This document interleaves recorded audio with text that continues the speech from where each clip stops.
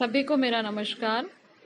हम भक्ति काल की कृष्ण भक्ति शाखा की प्रमुख भक्त कवित्री मीरा द्वारा रचित कृष्ण भक्ति से संबंधित पदों की व्याख्या कर रहे थे, जिसमें मीरा ने भगवान श्री कृष्ण के प्रति अपनी भक्ति भावना को तो अभिव्यक्त किया ही है, उसके साथ कृष्ण विरह में वो कितनी अधिक व्याकुल है उस पीड़ा को भी उन्होंने अभिव्यक्त किया है।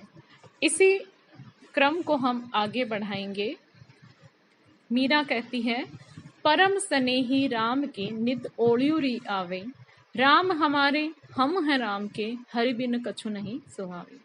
मीरा कहती है कि प्राणों से अधिक प्यारे मेरे प्रियतम राम अर्थात श्री कृष्ण है, उनकी स्मृति, उनकी याद नित्य प्रति मुझे सताती रहती है।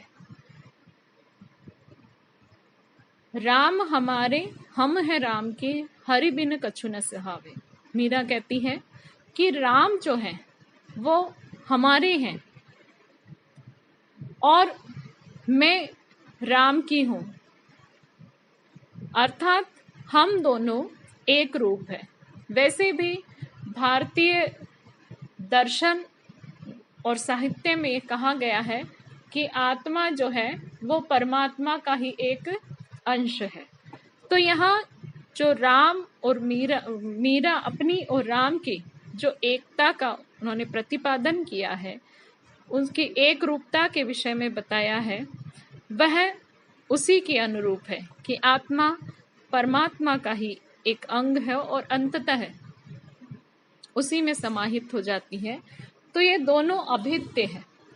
तो इसलिए मीरा ने बड़े प्रेम के साथ राम की और अपनी एक रूपता को और उनके प्रति जो अनन्यता है उसे अभिव्यक्त किया है।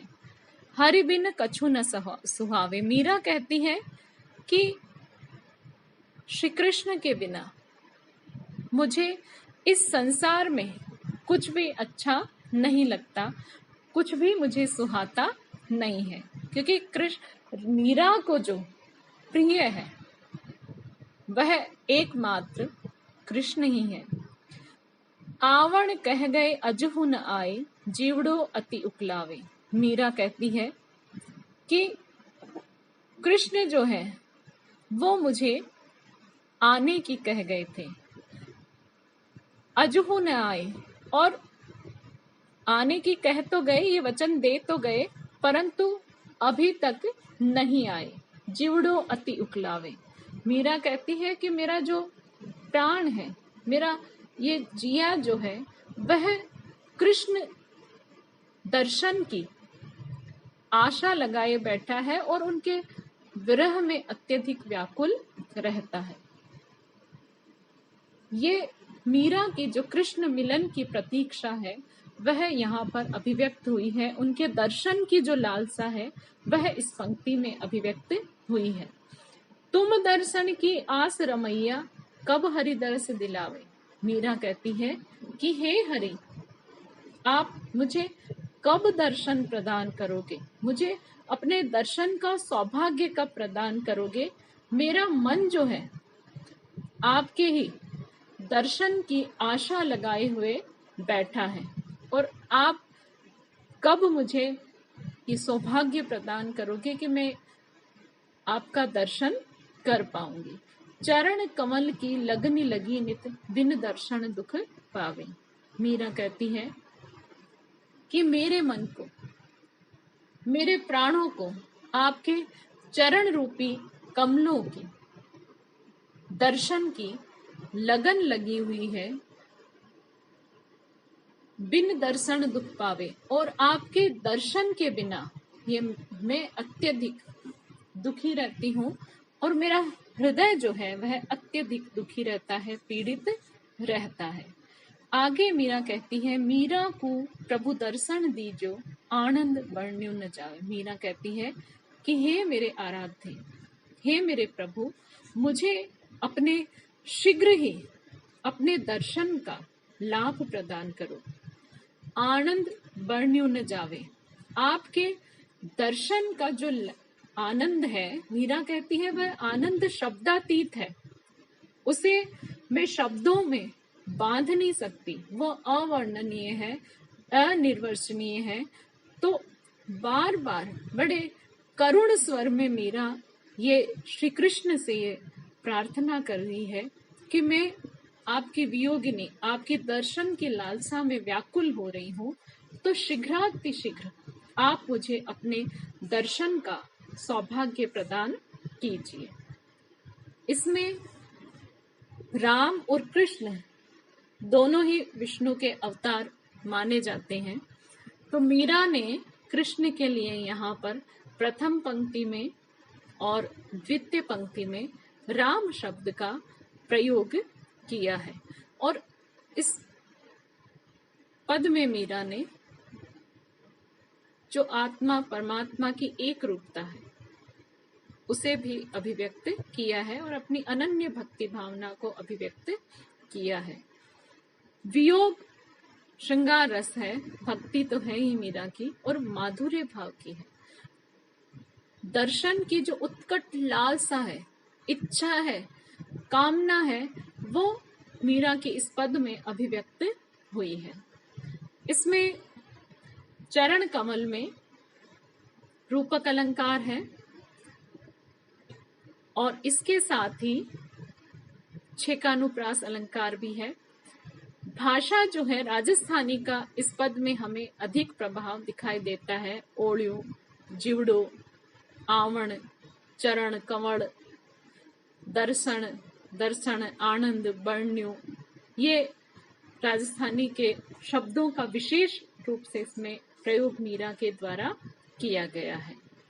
और विरह वेदना की जो तड़प है, दर्शन की जो लालसा है, वह यहाँ पर अभिव्यक्त हुई है।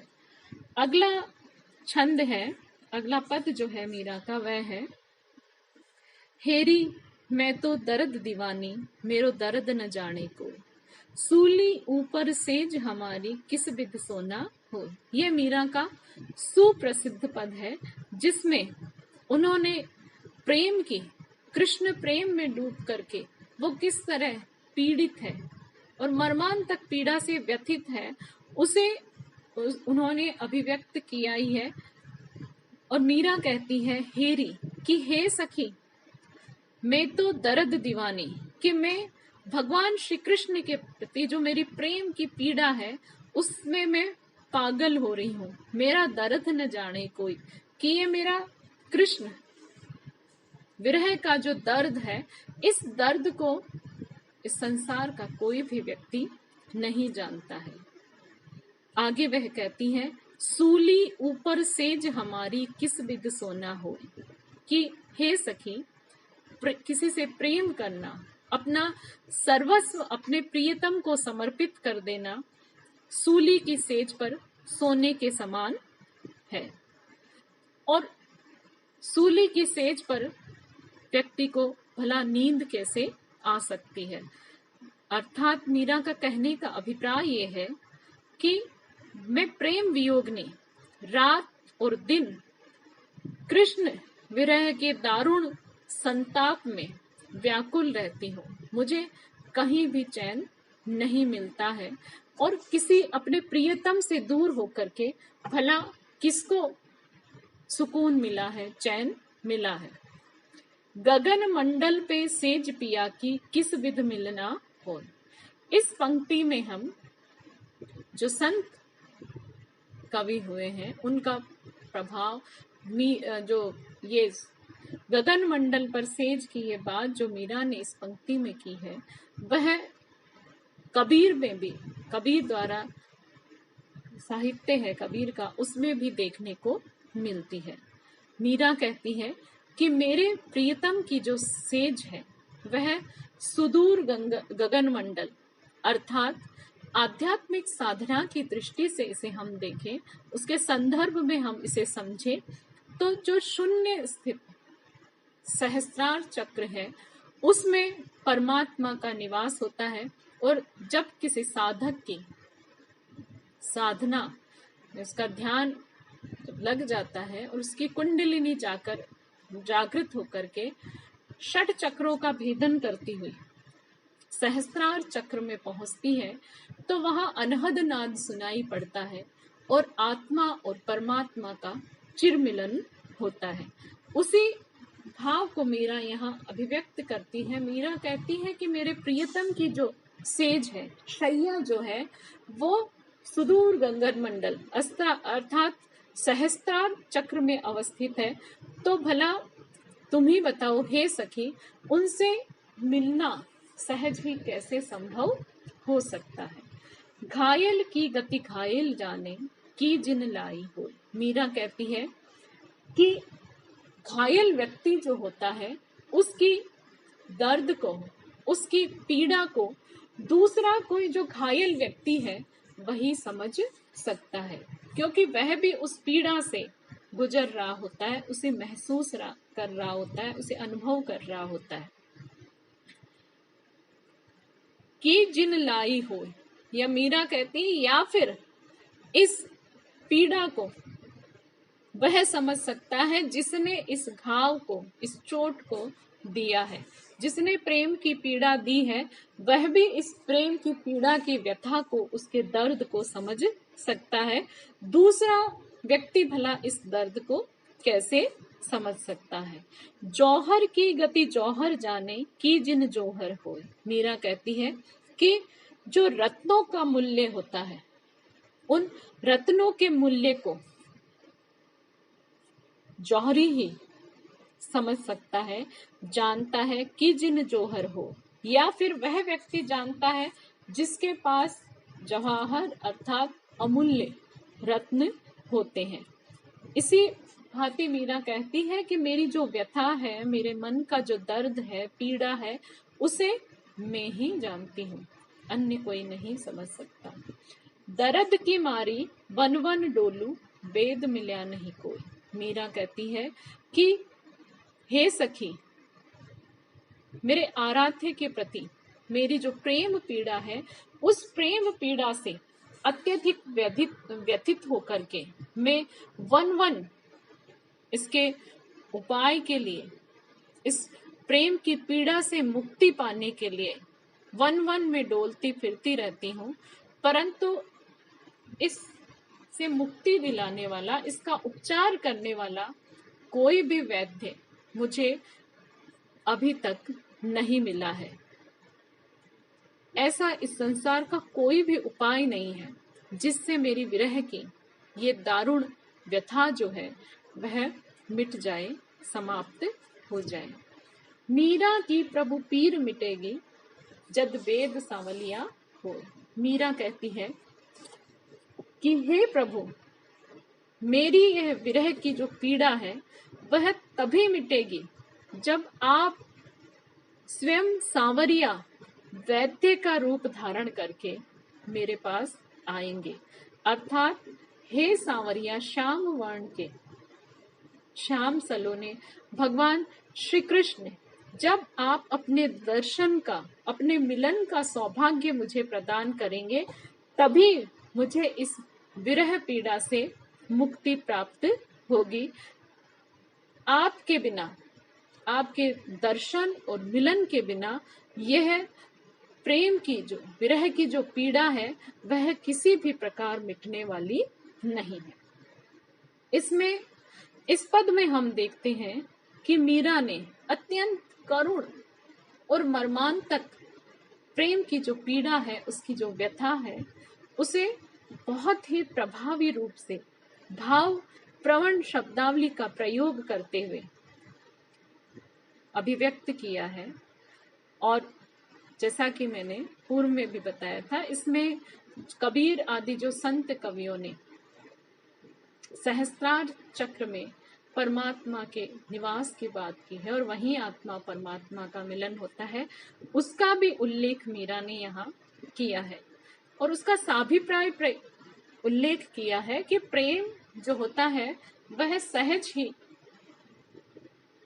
प्रेमी की प्राप्ति नहीं होती है। ईश्वर रूपी प्रेमी को प्राप्त करने के लिए तो भक्त रूपी जो ईश्वर रूपी प्रियतम को प्राप्त करने के लिए जो भक्त रूपी प्रेमी है उसे अनेक कष्टों से गुजरना पड़ता है। और मीरा कहती है कि मैं भटकती रहती हूँ कृष्ण तलाश में, कृष्ण के मिलन की आस में। यह मीरा की अनन्य भक्ति भावना का ही एक रूप है। इसमें भाषा जो है और राजस्थानी का प्रभाव इसमें हमें अधिक देखने को मिलता है। इसके साथ ही मीरा ने जो इसमें पीड़ा को अभिव्यक्ति दी है, इसमें पुनरुक्ति प्रकाश अलंकार भी है,